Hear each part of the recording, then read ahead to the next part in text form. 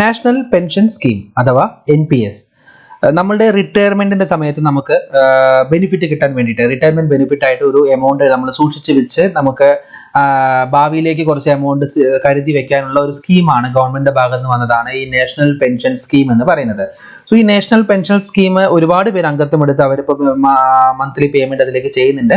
എങ്ങനെയാണ് പക്ഷേ NPSലേക്ക് അംഗത്വം എടുക്കേണ്ടത് എന്നുള്ള ഡീറ്റെയിൽസ് ഒക്കെ ഞാൻ ഓൾറെഡി ഒരു വീഡിയോയിൽ ചെയ്തിട്ടുണ്ട്. സോ ഞാൻ വീഡിയോയുടെ ലിങ്ക് ചെയ്തേക്കാം ടോപ്പിൽ. അതല്ലാതെ ഈ നാഷണൽ പെൻഷൻ സ്കീമിന് നമ്മൾ ഒരാൾ നമ്മൾ ജോയിൻ ചെയ്യുന്ന സമയത്ത് നമുക്ക് ലഭിക്കുന്ന നമ്പറാണ് പ്രാൻ നമ്പർ, അതായത് പെർമനന്റ് റിട്ടയർമെന്റ് അക്കൗണ്ട് നമ്പർ എന്നാണ് അതിന്റെ ഡെഫിനിഷൻ. സോ അത് ഒരു 12 അക്ക നമ്പറാണ്. ഓരോ ആളും NPSൽ ജോയിൻ ചെയ്യുമ്പോൾ ആ NPSുമായിട്ട് ലിങ്ക് ചെയ്ത് നമുക്ക് ലഭിക്കുന്ന ഒരു 12 അക്ക യുണീക് നമ്പറാണ് ഈ പ്രാൻ നമ്പർ എന്ന് പറയുന്നത്. സോ ഈ പ്രാൻ നമ്പറിന്റെ ഡീറ്റെയിൽസും എല്ലാം ആ ഒരു NPSൽ നമ്മൾ ഓൾറെഡി വീഡിയോയിലുണ്ട്.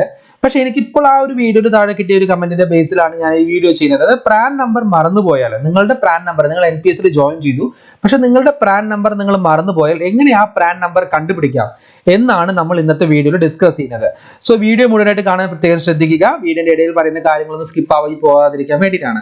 വീഡിയോ കാണുന്ന ആൾക്കാരെല്ലാവരും എന്റെ ചാനൽ സപ്പോർട്ട് ചെയ്യാൻ മറക്കരുത്. ഓക്കെ, അപ്പോൾ വീഡിയോയിലേക്ക് കടക്കാം. This is Babu Madhusudanan. Welcome to Mallu help line.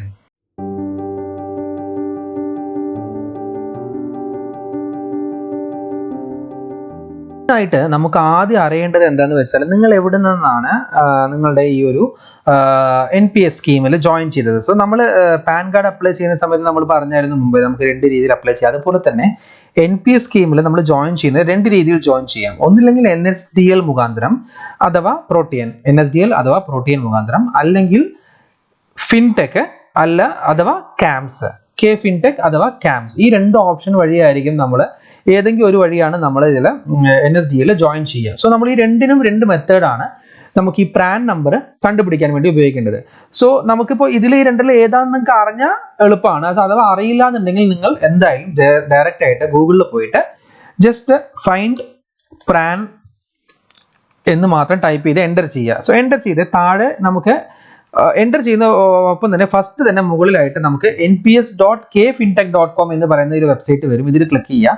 ഇതിൽ ക്ലിക്ക് ചെയ്ത് കഴിഞ്ഞാൽ നിങ്ങളുടെ പാൻ നമ്പർ, അതായത് നിങ്ങൾ കൊടുത്തിരിക്കുന്ന പാൻ നമ്പർ ഇവിടെ ചോദിക്കും.